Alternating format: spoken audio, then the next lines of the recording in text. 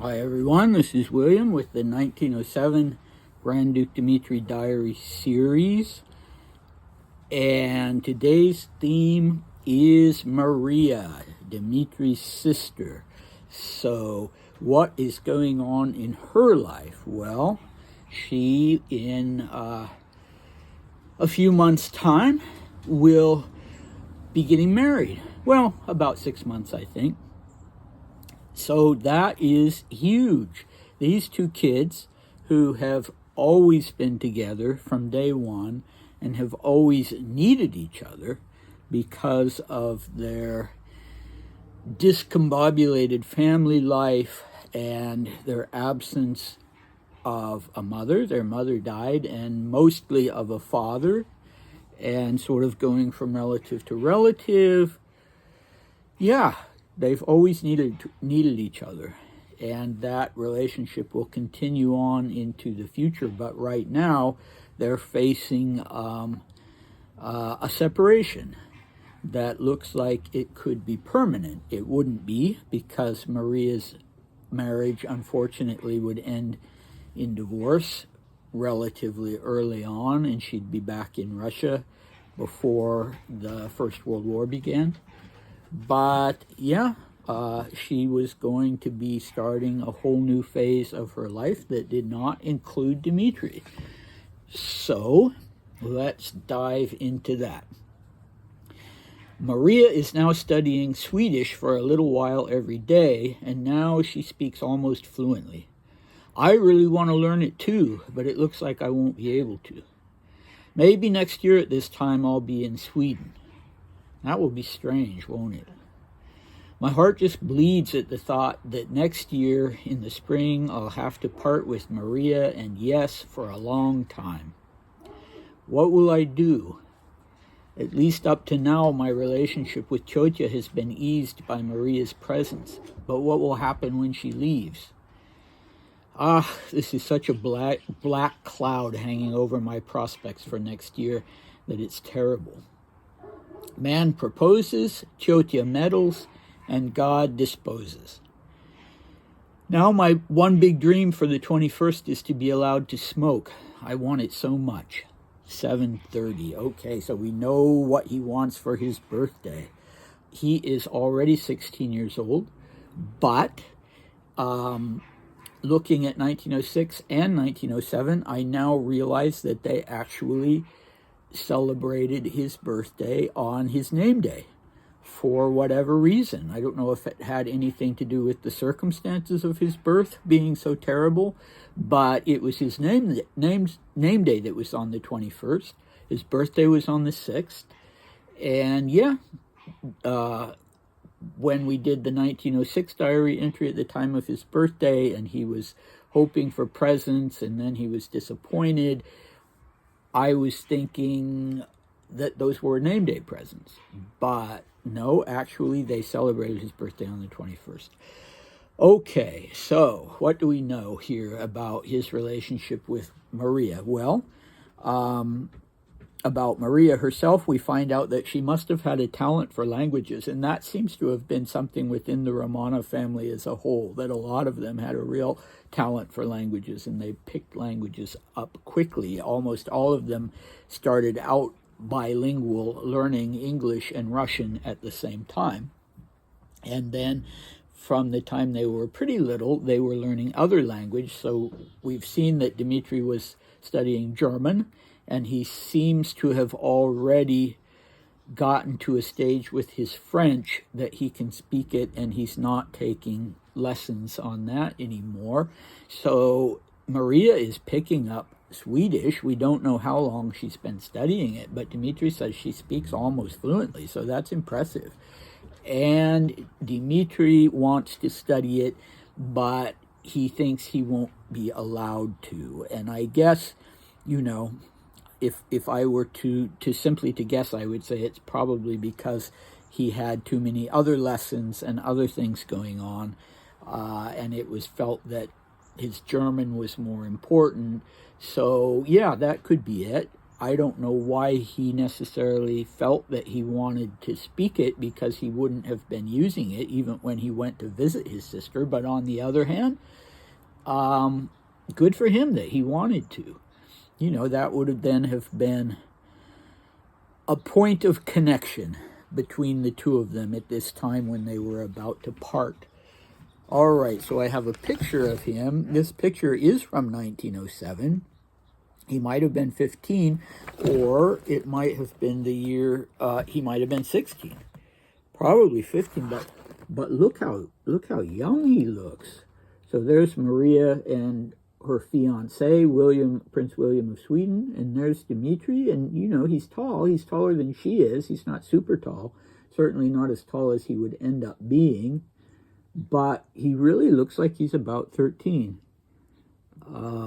He's got his Horse Guards uniform on that he was so pleased to be able to wear. And here's some other pictures of Maria and with her husband, or her husband-to-be.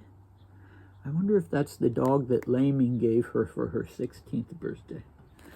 Anyway, yeah, he's gotten so much more mature, but on the other hand, he still looks like, you know, like a middle school boy, to put it in an American perspective. Okay, so yeah, he's worried about it. His heart bleeds, he says, at the thought that next year he'll have to part with her. And I still haven't found, I have a copy of the letters she was writing to her fiance, to William, at this exact same time, and I still haven't found those, but I do have a distinct memory of her writing from her perspective on parting from Dmitri, and mainly expressing worry that he would just not be able to do without her, that he would be unhappy without her, and just kind of, you know, sink into a depression and not be able to cope.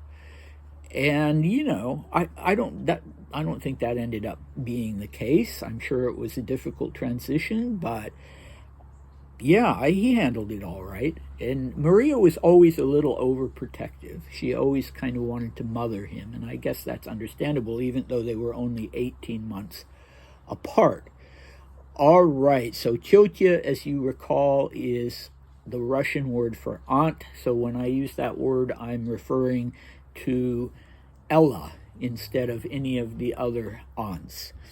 And so this is interesting that he tells us that he feels like his relationship with Ella is a little shaky, and that it's been really helpful to have Maria to sort of be there, smoothing the edges, so to speak.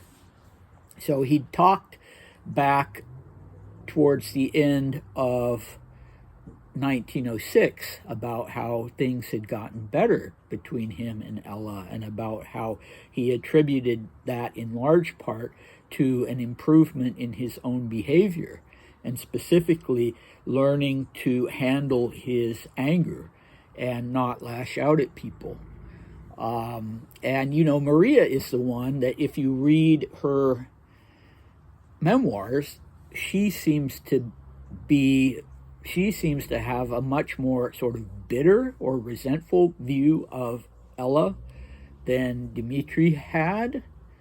She really saw Ella as a cold fish who had made Dmitri and Maria feel unwelcome when they first came to Moscow, and she felt like Ella was super anxious to marry her off and get her off her hands, and so pushed this marriage on her. And in fact, her father had to step in and say, no, we have to wait until she's at least 18. So in later years, when she looked back on her relationship with Ella, it was anything but sentimental. And in later years, I think Dmitri seems to have had warmer feelings about Ella. But apparently, when he was, 14, 15, 16 years old, it was difficult. We've seen that there was some strain between him and Laming, and apparently also strain between him and Ella. And as he's getting older now, both of those situations are improving. And I think, judging on the letters for 1908 that we'll dive into, I think that, he did fine. Maria didn't need to really worry about it. He may have, he probably did have a period of depression, but he ended up doing fine and seeming to be really, really worried about Ella's health when she had some health problems for a while, and worried about her wearing herself out with her soldiers and her charitable activities. Okay, so this is a black cloud hanging over his prospects for next year. Yeah, so it is what it is, I guess. And then he very much liked this expression and used it in other instances. Man proposes and God disposes. So we want certain things, but it's God who ultimately determines what happens, and that's certainly in keeping with Dimitri's sort of, I'm looking at a rabbit here, with Dimitri's sort of fatalistic philosophy, sort of very typically Russian, you could say. But he adds, within this expression, man proposes and God disposes, he puts in parentheses, Tyotia meddles, so Aunt Ella meddles. So maybe that is sort of an oblique reference to the fact that that this marriage has been arranged and brought about by Aunt Ella. Or maybe it's a reference to the fact that, he feels like she meddles in his life and he doesn't really have a say in things. Okay, could be all of those. So now, what does he want for his birthday more than anything? He wants to be able to smoke. He wants it so much. So he's not talking like he did in 1906 about presents. He's talking about being given permission to smoke, and I have a feeling, my friends, that he's already smoking, but he probably has to do it quite illicitly, and so, wait for an opportunity. And now, if he's given permission, he'll be able to smoke out in the open whenever he wants to. Well, yeah, it's a pity, isn't it? Because it's going to contribute very materially to his death. When I was doing some research on kidney disease, I saw that smoking is regarded as a much bigger contributor to kidney disease than drinking is. So that surprised me a little bit, but it seems like in the family there was sort of a proclivity toward kidney disease anyway. And given that he was only 50 when he died, well, I'm sure the smoking didn't help either with the pulmonary tuberculosis or then with the kidney problem. But, I'm not sure how much they knew about it in 1907. They certainly knew by the time Dimitri was at Schatzalp in the sanatorium. They certainly knew that smoking wasn't good for a person's health. And they tried to get patients, including Dimitri, to give the habit up. But anyway, we will see what happens to that, because we will have a diary entry for his birthday in 1907. And yeah, just a reminder that when he was 14, he stole some cigarettes from the emperor, from Uncle Nicky.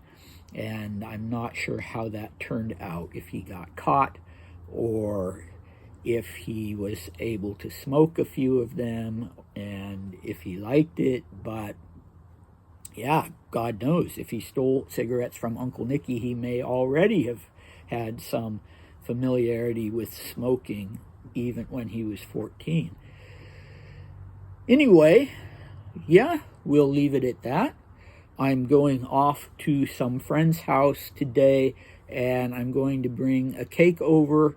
They invited me. The husband caught a salmon in the Columbia River today, so they're having a salmon barbecue. And I'm going to bring a cake over, as I do every year this time of year, even though Dimitri's birthday on the new calendar will be the 20th, and that's a couple days away. I'm going to bring a cake over, and the kids can blow out the candles, and we do a little birthday for Dimitri every year. So, yeah, it will be fun. I'll see you next time. Bye.